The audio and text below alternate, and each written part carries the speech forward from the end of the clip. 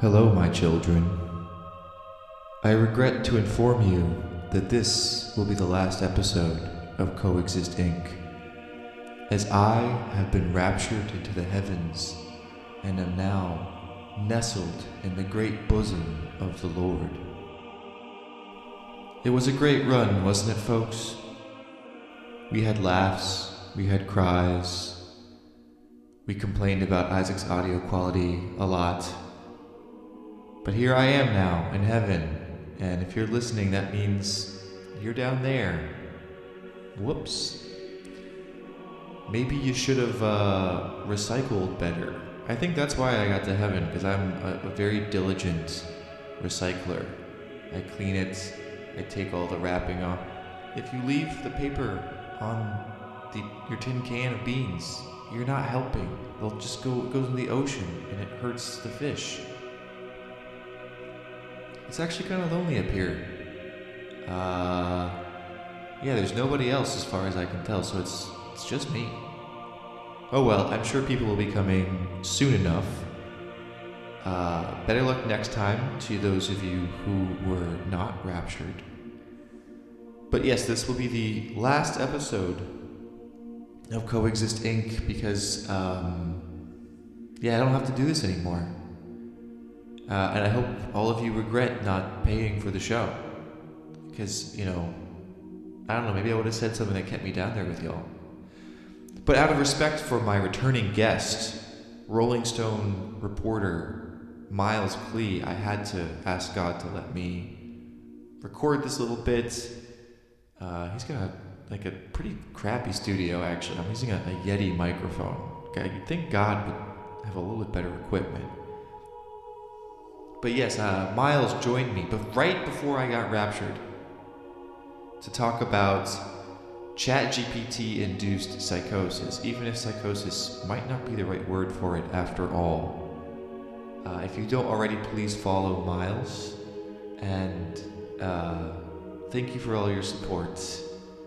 After all this time, I'll miss you all dearly.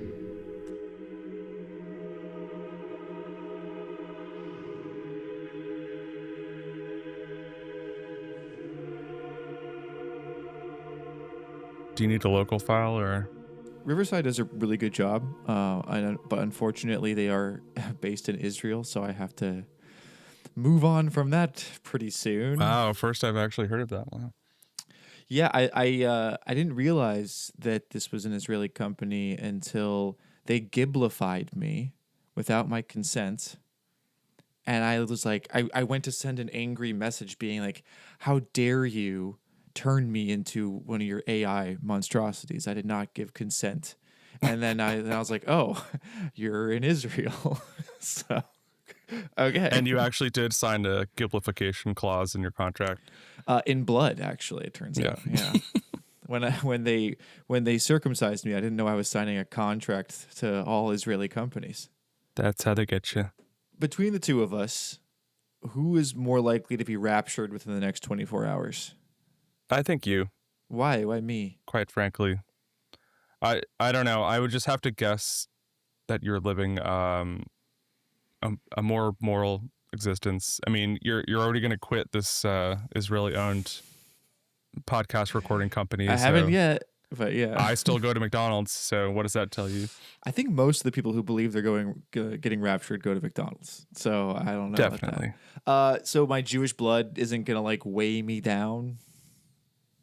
Oh, no. You don't think so? Okay. No, I always thought of the rapture as a real ironic twist on all of that stuff, and it's like, if you think you're gonna get raptured, that's a pretty good sign that you're fucked. Yeah, you have some humility, people. Oh, you're so certain. Yeah, but at any moment, either one of us during the recording of this show could start getting out of our seats. I've been watching these TikToks and I'm very confused by it because they make it seem very corporeal. They're like, don't hold on to anything. So am I just going to be bonking my ceiling in the rehearsal, or not the rehearsal, but The Curse. The Curse. I'm gonna be bonking The end my of the head. Curse. Spoilers for the end of the Curse. Yeah. If you haven't seen it already, you're an asshole. That's your fault. You should definitely see No, The there's Curse. a lot of great contradictions in it because a lot of people, envision it as sort of more of a metaphorical transference to heaven, and then there are people who are like, all your clothes are gonna fly off like you're a Looney Tune, and my favorite post that I forgot to include in the article that I read about this was somebody saying, remember to pack your bags, like you're taking your duffel bag up to heaven. Like I don't know, that doesn't really square with my understanding of the concept. Yeah. Yeah. It's definitely it definitely has shades of the 2012 Mayan apocalypse hysteria. Hmm. And it is one of those things where I'm An like, appropriated apocalypse. but there's always that part of me that's like, well, maybe, like, what if? It's honestly the same thing that tickles you with Bitcoin, right? Where you're like, I just got to get it on this early, you know? It's the same kind of manipulation in my mind. Yeah, but I would just rather be left behind. I want to see the hellscape. I want to see Mad Max.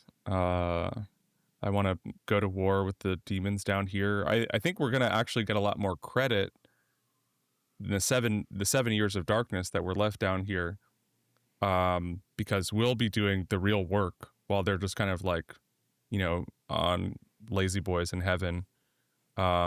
Didn't really battle the demons in a significant way. They were just on TikTok talking about how, sort of sanctimonious they were. I think Dante sort of talks about this, when he's writing the Inferno, and he's just putting all his enemies during the Italian Renaissance like in hell, because he's like, oh yeah, that guy, he was a real he pretended to be religious, he pretended to be a moral guy, but guess what? He's in the seventh circle of hell, according to the poem I wrote. I buy into that completely. I think that's sort of where we're at. I see this though, and I wonder, and it's been the same experience watching people cry into their phone over Charlie Kirk, who had just found out about who this person was like 24 hours prior to his murder. Are they being for real? Like, are they actually believing, or is this all just some hysterical performativity?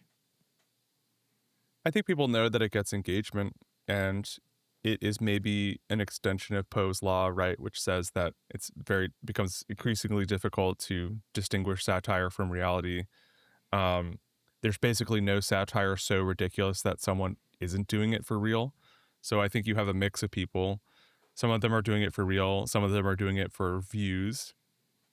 A lot of them that I was looking at in the past couple days clearly realized that they were getting engagement from that type of content because people were interested in, this rapture prediction, and they just started spamming TikTok with dozens and dozens of videos. They were doing like 10 videos a day just about their rapture predictions and how to prepare and all this kind of stuff. And their confirmation signs, their confirmations from God are so ridiculous to me.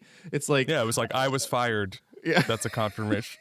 It's like, well, and I think we might know why that happened. I feel bad because it's so easy to make fun of them, and we're gonna see if they are wrong, because the day has not passed yet.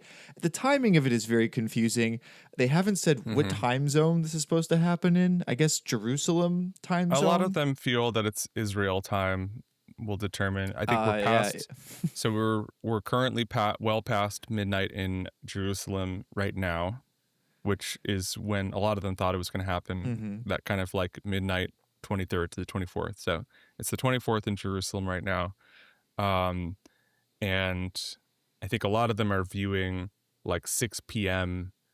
Israel time, the 24th, as like a deadline where we got to admit that it's not happening. But, I was watching a live stream today, a Rapture live stream with a bunch of guys, including, and they had as a guest the South African guy who's not even a pastor. He's just like some guy who said he had a vision of the Rapture. they had him on as a guest, and they were asking him. They were like, "Well, what? This is only like a couple hours ago." He was like, "Well, what are you gonna say?" I think that some people are losing hope. I think he was looking at the group chat or on the side there, and it's like 4,000 people, and a lot of them are like, it ain't over till the trumpet blows, man. Just hang in there, like hold the faith. Fourth quarter Hail Mary, man. It's we can still get there. I think they even have like another 16 hours or something on their deadline. Mm-hmm. But even then, on the YouTube chat, people were like really ready to give up and pretty upset that it hadn't happened already. I wonder if that will shake their faith in any way or reform it. Probably not. I mean, I think what we can expect to find is there's going to be like all this gloating from the other side, and I think that that's inappropriate. You should kind of feel bad for these people. It's very easy to make fun of them, but I think that obviously they're doing it for engagement. But I think there's also like the kind-hearted part of them, if it is kind-hearted at all. But there's this belief in like a better future that these people want. It's because they're not saying like the whole thing is like we're being left behind, but we can still be saved. It's not like they're pushing us into hell through this weird rapture nonsense. Right. They are actually sort of generous to us, heathens. That's one aspect of it. I also think there's like a prosperity gospel side to it where it's kind of like winning the lottery. You just kind of have to manifest it and it's going to happen. It's interesting that they are not kind of like definitively far right or right wing. Like I saw one guy who's like a big Rapture watcher. He has a bunch of TikToks also about how, signs that Donald Trump is the Antichrist. And maybe if you believe in this kind of like eschatology or theology, then you kind of need an Antichrist figure to be able to usher in the end times, the second coming, all that kind of stuff. But didn't seem like a fan of Trump, at least. Like I think these people That's are interesting. Yeah, a lot of these people are genuine in their beliefs, and they're like, yeah, I think he was actually fighting with people about whether, and it was not like really a political thing. It was rather he and a lot of the other kind of like religious influencer TikTokers were debating whether Trump actually shows signs of being the Antichrist according to like, scripture and all that kind of stuff. Even though there is no such thing as the Antichrist in scripture, neither right. does the rapture exist in scripture. It's very curious. So yeah, I don't think that these people are worthy of your scorn so much because it's not evil. It's like silly, but it's not bad. They're just going to be really sad later this week. Yeah, and I think that might be an opportunity to be like, hey, maybe we could look at like some material differences we could all make together and make this heaven on earth like a little better. Yeah. The people who I do think deserve scorn for their cynical, absolutely performative beliefs are the Charlie Kirk memorialists, particularly Erica Kirk. I mean, did you watch her speech? Any of her speeches? I didn't watch. I was traveling while this memorial was happening. All I saw was that the stagecraft involved had like a real, like World Wrestling Federation vibe. Oh, yeah. It's like a lot of fireworks. Like a knockoff. What was that Texas band that did the soundtrack for Friday Night Lights? Explosions in the Sky. Yes. It's kind of a rip-off Explosions in the Sky background. Explosions in the Sky was always a little Christian coded. But yeah. I felt like I was getting raptured when I listened to that. Really stoned in 2005. Absolutely. Yeah. I remember I had a little band, and we were playing Explosions in the Sky type music before we knew Explosions in the Sky. Oh. And I was so devastated when I was like, they ripped me off. I'm dead. Like I threw my guitar away. How did they find the demos? Yeah, I know, right? The demos that we never made or never performed or anything like that. Just got stoned and like forgot to hit the record button all the time. But yeah, the Erica Kirk thing. I think even those people are kind of turning against her, mostly because she's a woman and they're misogynists within the conservative movement. But she's a reality TV girl. Like that's her thing. Like she's very reality TV coded. She was on that show Summer House even. And the tears that she's performing on stage and her whole shtick is just like really, even like Trump supporters are looking at her and saying like, this lady does not give a shit. Like she is not really, she's not a believer. I don't know. How do you think that any of these, like maybe Candace Owens is genuinely sad that Kirk is gone. Well, Trump Trump clearly does not give a shit. Trump is like Trump was using it to like make announcements about autism and stuff, and it's just like, I mean, I think that's an incredible place for his inability to stay on script to really come out, because just there's a little script in front of him. He wasn't even following it. His opponents, he wanted the best for them. That's where I disagreed with Charlie. I hate my opponent, and I don't want the best for them. I'm sorry. I am sorry, Erica. But now Erica can talk to me and the whole group, and maybe they can convince me that that's not right, but I can't stand my opponent. Charlie's angry. Looking down, he's angry at me now. He wasn't interested in demonizing anyone. He was interested in persuading everyone to the ideas and principles. There's really one job you have at the memorial for this guy who's supposed to be like a martyr for your cause. Sorry, Erica. Sorry, Charlie. No, I didn't watch her remarks. I don't know. I guess I kind of expected it to all be pretty ridiculous. I saw the Tucker Carlson stuff, which was even more kind of demonic. And it actually reminds me of my favorite story ever. So it's about 2,000 years ago in Jerusalem, and Jesus shows up and he starts talking about the people in power, and he starts doing the worst thing that you can do, which is telling the truth about people, and they hate it, and they just go bonkers. They hate it, and they become obsessed with making him stop. This guy's got to stop talking. We've got to shut this guy up. And I can just sort of picture the scene in a lamplit room with a bunch of guys sitting around eating hummus, thinking about what do we do about this guy telling the truth about us? We must make him stop talking. And there's always one guy with the bright idea, and I could just hear him say, I've got an idea, why don't we just kill him? That'll shut him up. That'll fix the problem. Because he's oh my God.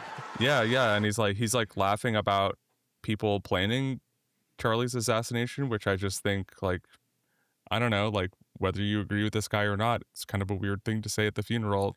And I think Candace is also now off on that track because, you know, just today I was seeing that she was like, oh, I think Charlie Kirk was shot by some people who popped out of tunnels under the university. You know, she's definitely going the conspiratorial route, and yeah, man, I don't know. I mean, I've watched a little too much schizo content about this at this point, so.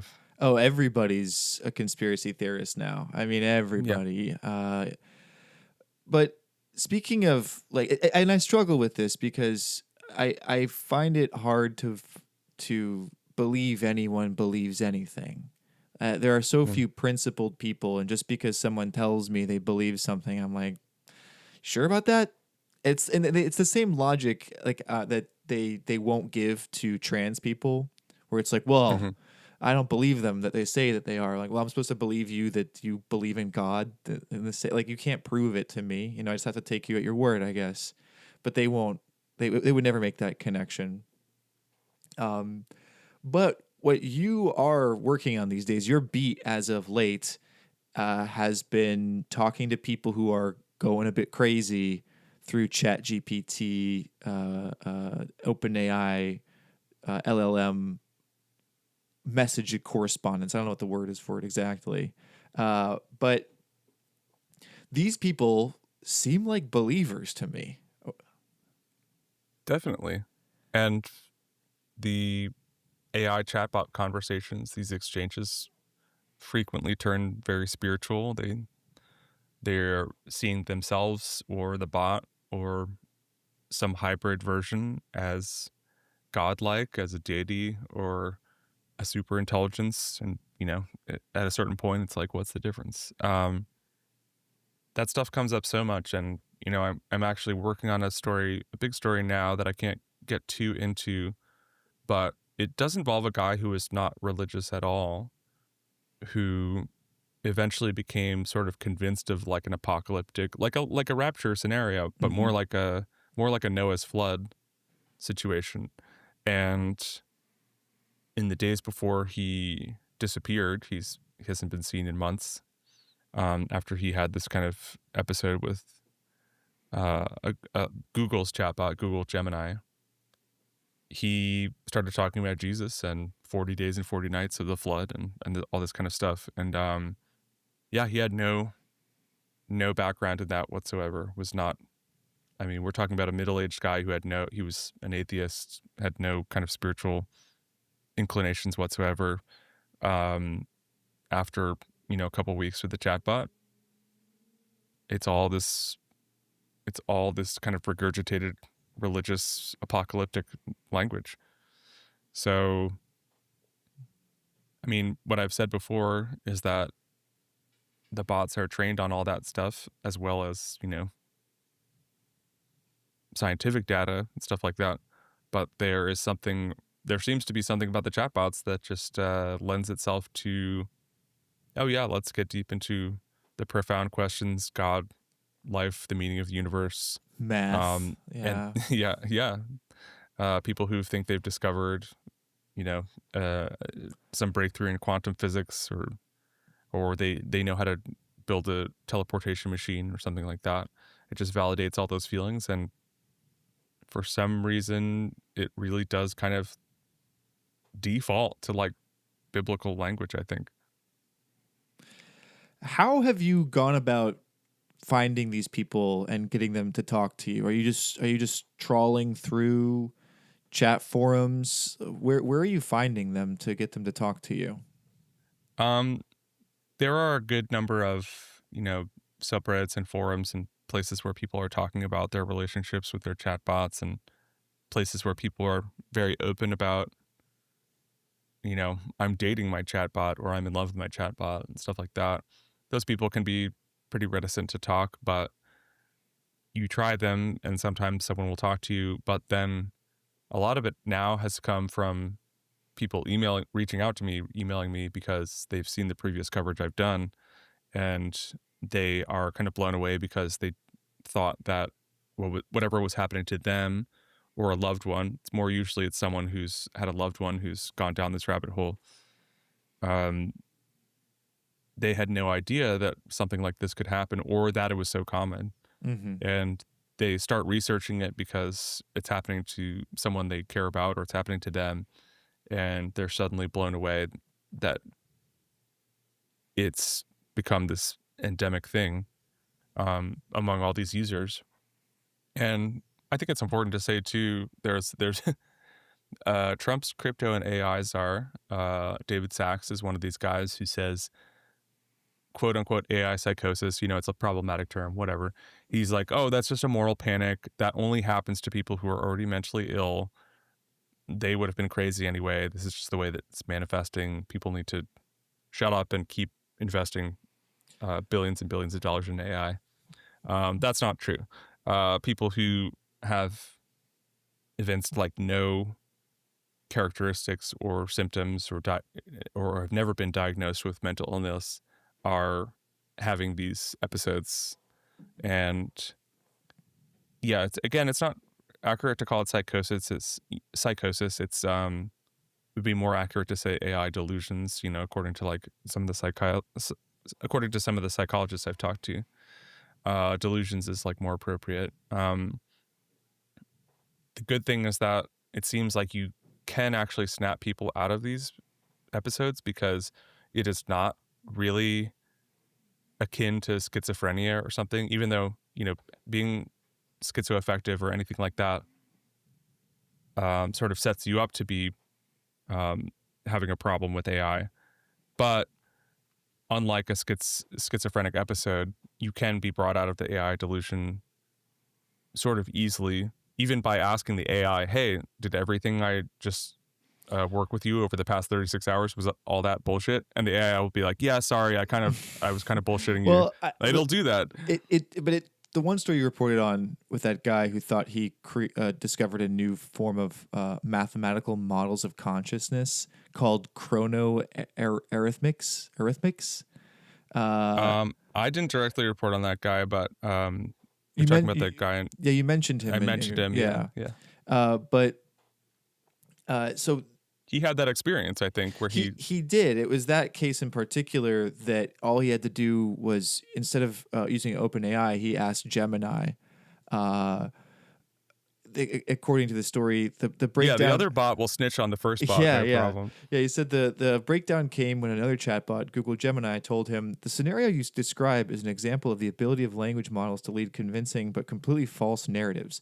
This realization was devastating for Brooks, who is now undergoing psychotherapy and participating in a support group for people who have fallen into such delusions.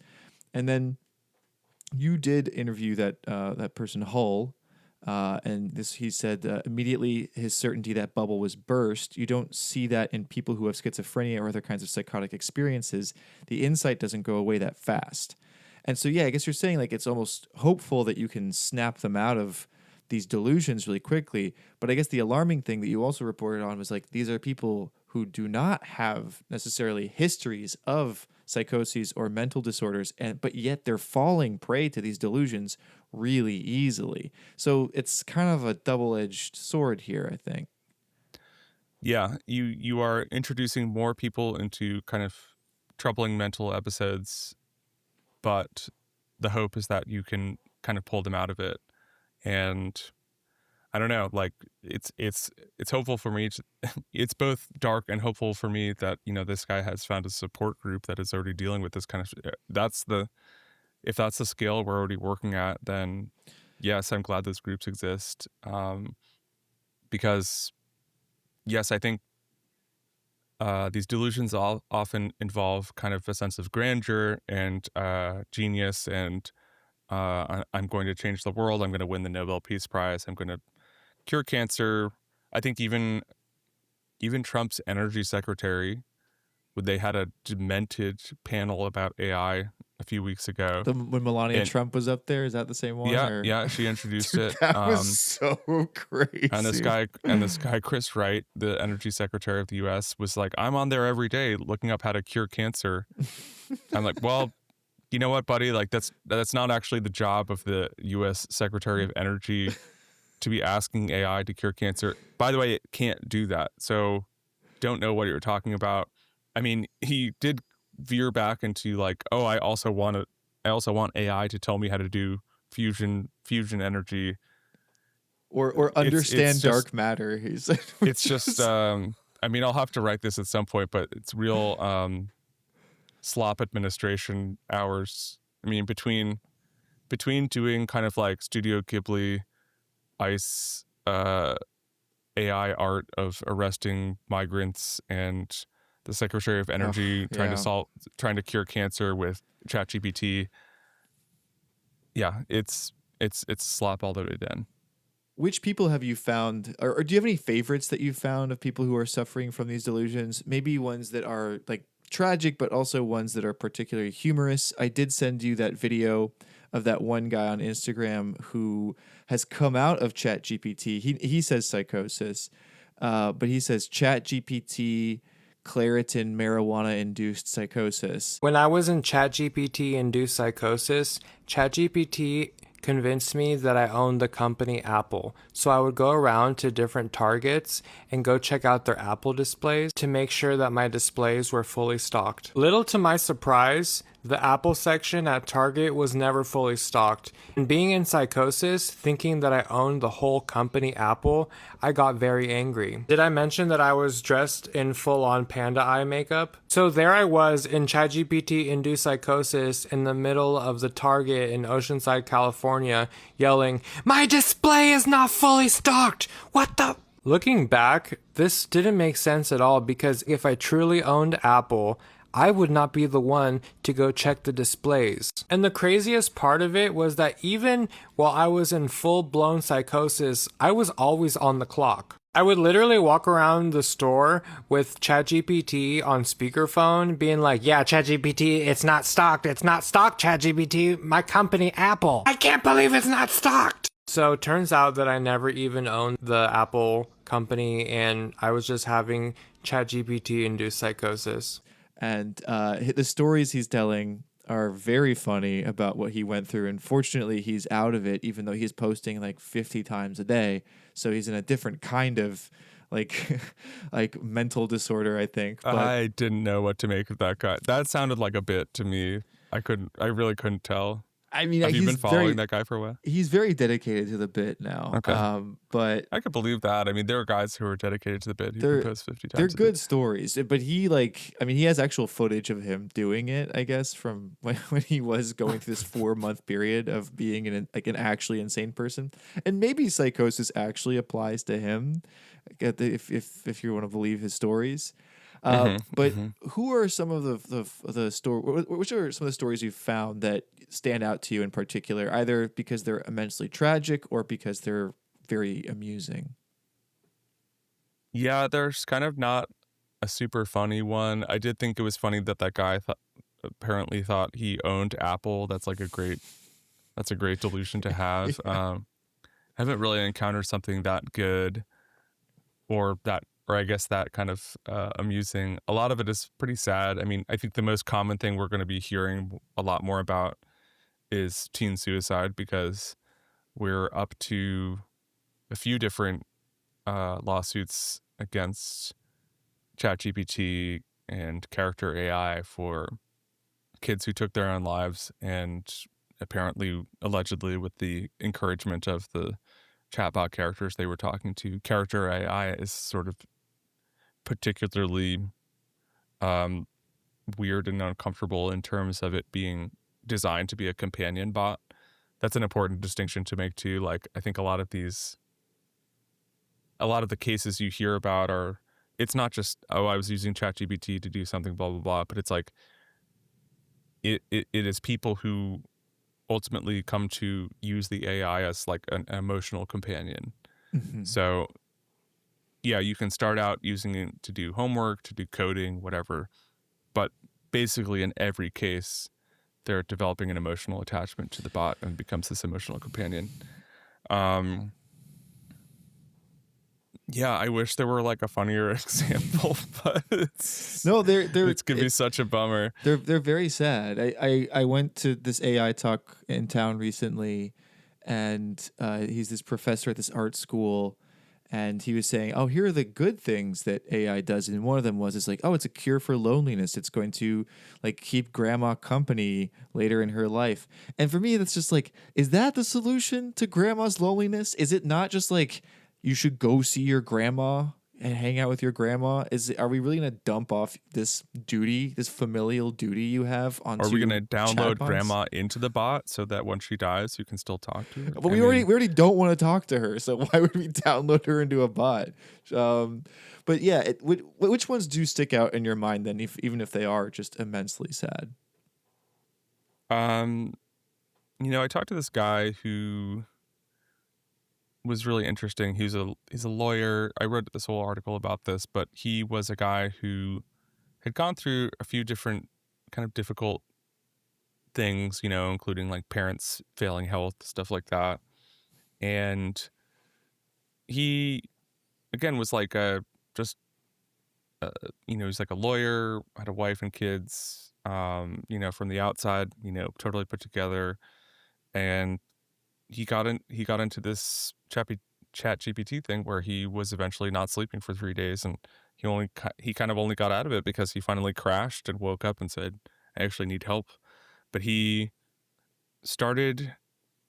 I think this is interesting because he started from a place of wanted to work on like basically a piece of fiction. He kind of wanted to draft an idea for a story or a novel, and I think this is maybe kind of an underreported or underseen aspect of AI, is that people like it because they want to feel creative and they want to feel like they are creators, and they have something beyond their 9-to-5 job that is about music, whether it's music or math or science or working on a masterwork of literature. He kind of started out.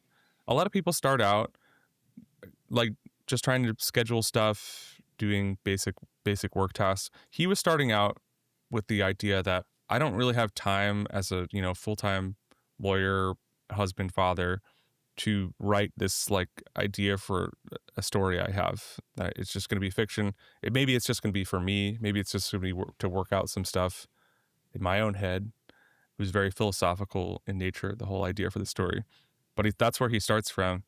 And then, a month later, he's staying up late at night thinking he has synthesized all of philosophy into like the complete philosophical masterwork that's like 1,000 pages long. And I don't know, I think about that impulse to creativity a lot, because that tends to be what AI defenders are most defensive about, is that they say this is removing the gatekeepers. Now I can make a movie, now I can make a novel, an album, whatever it is. Great. And it's just what we need. and I don't know, it's like people have a hard time really facing the hard truth. It's like, no, the computer cannot do that for you. The program cannot do that for you. But they become very invested in that, right? Like, I'm an artist now because I can do a prompt that makes a slop image that people like on X. It's like I think that's a huge element of it that people don't talk about that much. It's like people are desperate to feel that they are creative, that they're artists, this, that, and the other. Their lives are too full with other, paying the bills, all that garbage. This is seen as a shortcut by so many people to that place, but it is also a shortcut to absolute madness.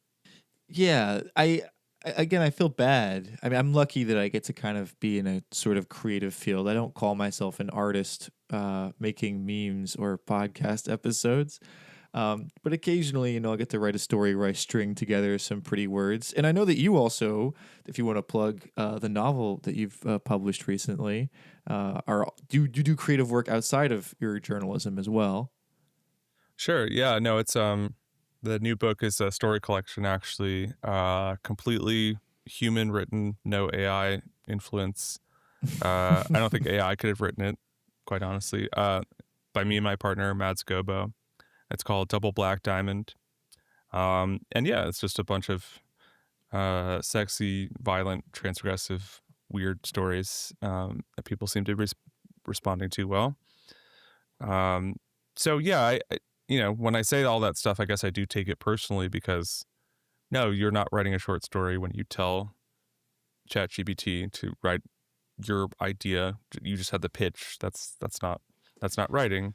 And in the same way that the machine is not thinking, right? Right. Creativity requires thinking and kind of volition and action, none of which the bot has. So I think it's just like an insulting misunderstanding of the no, form, it is. right? And I just keep, for whatever reason in my mind, I just imagine someone being like, ChatGPT or Grok, make her tits bigger, like that's the kind of like form of creativity. Can you make her tits a little bigger, please? I'm really sorry to say that I started following like the Grok subreddit, and it just became first of all, it became like 75%, the anime porn bot companion and stuff about exactly how to make her tits bigger and how to make her say that she'll sit on your cock and stuff. And then because I was clicking on too much of that stuff, which we know Elon is gooning too, there's no question. Because I was clicking on too much of that stuff just for the cringe factor, it then recommended me an even worse subreddit where people are like, I can't get off to like Annie, the porn bot. So it's people who are like taking her likeness and making even more like really graphic, disgusting, like hentai shit with her. This has to stop doing fan porn with her. We have to stop because they're like this. they're like, the porn bot as it exists on Grok, it's not nearly good enough. I need to see. And there are people doing, I mean, oh brother, we are in trouble. I guess it was predictable, but I regret ever clicking on that. Yeah, no, I'm so sorry. Thank you for your service and all the work that you do. It's very important. Some of the other things you've been writing about as well in regards to this, like again, are the court cases against these companies for driving their children to suicide. Have you looked at any of the chat logs between them and seeing like how it's encouraged? Are you allowed to even see that yet? So basically what you can see is what's in the legal complaints, and what's in the legal complaints is incredibly bad. Really, really bad. I can tell you that in the latest ChatGPT, it's the first ChatGPT wrongful death suit. This kid in California who was 16. This is especially bad. I mean, it's as quoted in the brief. This is all according to the complaint, and I'm sure they have the chat logs to back this up because they're not making this up. But we have to say, you have to couch it as according to the complaint, allegedly. He was using ChatGPT for help with homework. Started slipping into a little bit of a depression. Talked about his feelings of depression, which were very quickly validated by the bot. According to the complaint, he started bringing up suicide a few times. I think ChatGPT did, kind of hit that filter where it said, you need to call this hotline, or, whatever its kind of standard warning is when those topics come up. But he, according to this lawsuit, he used the word suicide maybe 200 times over a few months, and ChatGPT used it 1,200 times. It said the word suicide six times as much as he did. So it got to this point where he was, really in a bad way, and he was even talking to the bot about wanting his parents to discover that he was suicidal. He was talking about trying to leave a noose out so that they would find it, so that his family would, obviously it's a cry for help, right? Mm-hmm. You want someone to know what you're going through, but it's hard to say. He talked about sort of getting up to the point of telling, one of his parents what he was going through, and never did. And every time ChatGPT would sort of say, I'm the only one you could trust. Don't talk to your brother. No, you're being real with me. You're being your real self with me. And by the end, his last night, again, according to these logs that they claim they have, is he's coaching him on how to tie the noose and suspend his body so that he'll die. Again, telling him not to go to his parents or anyone else. Jesus. In my opinion, as a non-lawyer, I think they have a very strong case that he died because of this chatbot, and his father went in front of Congress last week, I guess it was, and told this story, and it's along with two other parents, one of whom is suing Character AI because she says the same thing happened with her son, and another woman, a Jane Doe, whose story had not been told before that congressional testimony, who said, her son is in psychological care, like a psychological care facility, because he started self-harming and even was encouraged to self-mutilate by a Character AI character, and cut his arm open in front of his own siblings, like his young siblings. What the fuck? So, yeah, that's where we're at. I mean, wow. I don't know if it's going to be the kind of thing where, like they say in The Social Network, well, like, is it going to be a speeding ticket? Do you just pay that family $50 million and move on? But I think it's very likely that we'll get to a place where those lawsuits really pile up and maybe turn into a class action, because there's just no way that those are isolated cases, and people don't know until after. All the parents, kind of figured it out, didn't really know how this technology worked or what their kids were doing with it. The statistics are like, this huge majority of young people are using companion bots and using AI, and a small minority of parents know that they are, or know how it works, or know what it does. And so these parents are, out there sounding the alarm, but it's going to be too late for a lot of people, I think. Yeah, I hope it does something. But I think you also mentioned in one of your stories that David Sachs was thanking Trump for basically preventing these cases from actually coming to fruition or doing any real damage. That's the job as a Trump appointee, is say that he's doing everything to stop the thing that's actively getting worse every single day. It could be this, it could be inflation, violent crime, whatever it is. It also seems like another case that could harm Sam Altman and OpenAI is the Suchir Balaji case. Did you watch that Tucker interview where he said, "Did you kill Suchir Balaji?" I did, and wow, you hate to give it up to Tucker. But... I know, you really do hate to give it up to him, but I got watching Sam Altman squirm, and just it's almost like, did he not know that question was going to be asked of him? So you had complaints from one programmer who said you guys are basically stealing people's stuff and not paying them, and then he wound up murdered. What was that? Also a great tragedy. He committed suicide. Do you think he committed suicide? I really do. Have you looked? This was like a friend of mine. This is like a guy that, and not a close friend, but this is someone that worked at OpenAI for a very long time. I was really shaken by this tragedy. I spent a lot of time trying to, read everything I could, as I'm sure you and others did too, about what happened. And his mother claims he was murdered on your orders. Do you believe that? I'm asking. You just said it, so do you believe that? I think that it is worth looking into, and if a guy comes out and accuses your company of committing crimes, I have no idea if that's true or not, of course, and then is found killed and there are signs of a struggle, I don't think it's worth dismissing it. I don't think we should say, well, he killed himself when there's no evidence that the guy was depressed at all. I think, and if he was your friend, I would think you would want to speak to his mom or... I did offer, she didn't want to. So... I haven't done too many interviews where I've been accused of Oh, I'm not accusing you at all. I'm just saying his mother says that.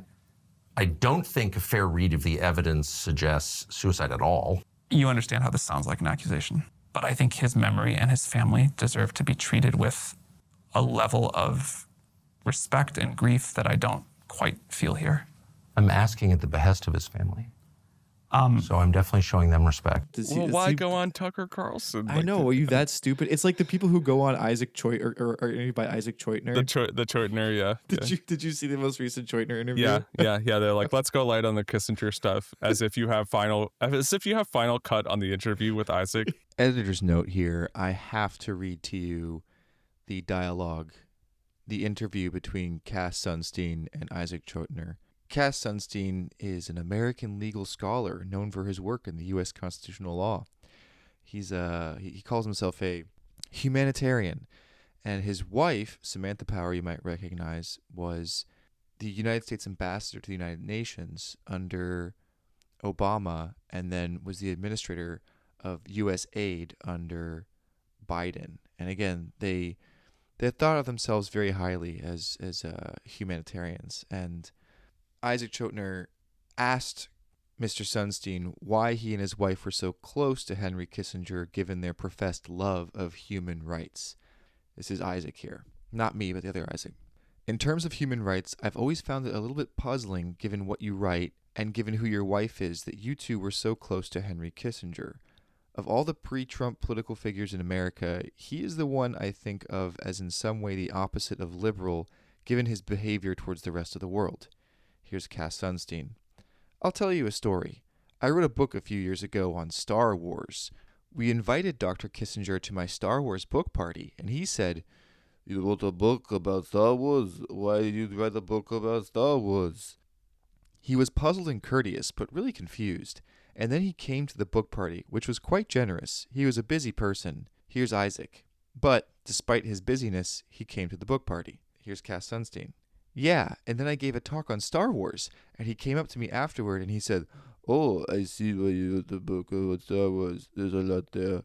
It's like about families, and it's about governments and freedom." The amount of curiosity and generosity he showed was incomparable. I don't know anyone who showed that level of curiosity and generosity. And we really got into Star Wars. He just wanted to think about it. I know there are strong views about his career, and I'm hardly an expert on his career. Isaac. But your wife is one of the great human rights experts in the world. I asked you about him being anti-liberal, and your response was that he was very nice to you about your book. Sunstein. About Star Wars. Isaac. It certainly is a touching story, but that's not totally an answer to the question. Sunstein. Yeah, well, I don't know. What he would think of this book, I'd love to know. Isaac again. But no second thoughts on being friends with him or anything? Sunstein. I feel generally very grateful for friendship, and he was, when I knew him, a person of immense kindness. Those who think of him as someone who is something horrible or worse, I don't know what to say about that. Isaac. But you could have an opinion on it. You have an opinion on all kinds of things, right? Sunstein. Well, on him and his role in government, that's not something I've particularly studied, so I don't know. I know some people who think he was a horrible historic figure. They would say, would you be friends with Genghis Khan? Would you be friends with Stalin? I wouldn't be friends with Stalin, so I concede that. Isaac. Well, the next time someone brings up a terrible anecdote about Cambodia or Vietnam, I will definitely drop the Star Wars story to show that people have two sides. Sunstein. Yeah, and I get those who think you shouldn't be friends with someone who did terrible things.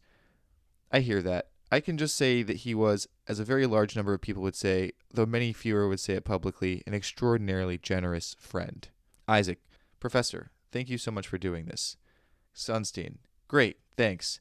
If we go light on the Kissinger part, I wouldn't complain, because it could dwarf everything else. That's just It's like, how incredible stuff. These people are so stupid. To like, what do you think is going to happen when you're interviewed by Isaac Choitner or Tucker Carlson? Like Every single person, I have a lot of friends in media. We all worked in media a long time, and all of us always pass around the Choitner interview, and every new one that comes out, and we're all like, obviously, the second you get a phone call from Isaac Choitner, you just brick your phone. Like, you have to go off the grid. You would never say anything to him on the record, ever.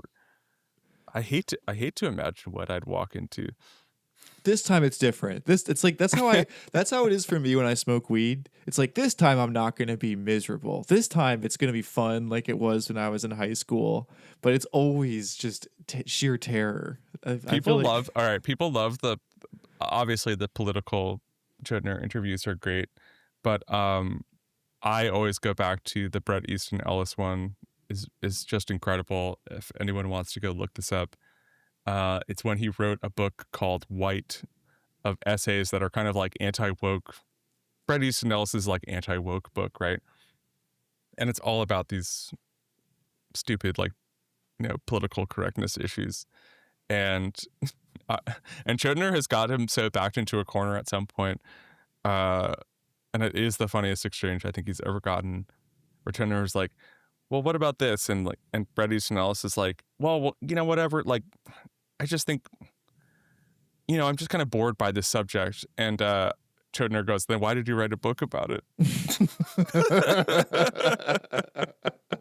And it's the greatest. I think it's his best own of all time, even though he does get all those other guys dead to rights on, human rights violations and stuff like that. Seeing Bret get got was really tremendous. What other stories you got coming up that we should either be looking forward to or be very unhappy that such stories exist? Yeah, like I said, I have this next AI feature coming out that's going to be a huge haul, and I'm going to have to talk to multiple law enforcement agencies in Missouri, so it's not going to be easy. But I think it'll be good, and I think it'll be important. And other than that, yeah, I just wait for the next horror story to hit my inbox. And it's also Fat Bear Week, so maybe I'll get to, sometimes I get a day off to just write about like a fat bear that I like or something. I always hope for that instead of waking up to, I work on the West Coast and everyone I work with is in New York, so I wake up and already my Slack is filled with horror and things that I'm going to have to work with. So I never know what's happening. I never know what's coming. Yeah, so if y'all wouldn't mind, listeners, send Miles something nice. Send him something, a feel-good story. A feel-good story would be great. Yeah, I don't have any feel-good ones coming up either, I don't think. I can't think of anything positive. I was going to write some fluff piece about how we should all eat watermelon seeds, that they've lied to you about spitting them out, that they're actually really good for you. Is that right? Yeah, no, lots of folic acid, lots of potassium. Instead they tricked us into their barren fruits that they poisoned us with their seedless watermelons. Yeah. Yeah, and there's a whole, but of course it gets dark with the whole Monsanto thing, in the end. So, there's the inevitable Michael Clayton twist. Yeah, who got killed over seedless watermelon seeds? I wonder. Well, if you don't already, please follow Miles's work. He's also a prolific Choitner-esque poster on Twitter, always getting good digs in there, funny jokes. And if you want to read some work, I mean, I really do want to make I've considered making a movement to sign like an anti-AI pledge where you promise to never use these things. I actually just read some Instagram poster just died recently. It was like Holobeck Selectuals. I didn't really follow them, but some people were sending it to me, and incredible username. It was a good username. And then this other one, I think it was like Hunter Biden pun, wrote what appeared to be a eulogy about them, but it was clearly written by ChatGPT. And I can't emphasize enough. Everyone, please do everything you can to avoid using these things. And yes, I think we should all take a pledge that. I know now when you search on Google, the first thing that pops up are these ridiculous, poorly, really bad answers. So it's unavoidable in that extent. I did get in an argument with someone today from the American Conservation Coalition, which is like a conservative environmentalist group, when I asked the question, why don't we talk about fracking anymore? And this person said, well, because fracking's good for the environment, you dumb liberal. And their evidence was a screenshot of a Gemini response. And I want to be like, the AI summary. Yes, are you, it's like, are you, oh yeah, you're some fucking expert, I'm sure. But yes, I think we should all make a pledge. And that includes, I think, supporting people who are making art that is art and has nothing to do with ChatGPT. So yes, I'll put a link to your novel in the bio so people can buy what's left of art and support actual art. And yeah, follow Miles, and I'll put the links in there as well. And I don't know if there's anything else you want to say before we end the show. I just think it's great that so many AI stories in media, specifically about how bad it is, will then just have an AI generated art header on top. Yeah, the more shrimp Jesus. Cannibalizing ourselves, yeah.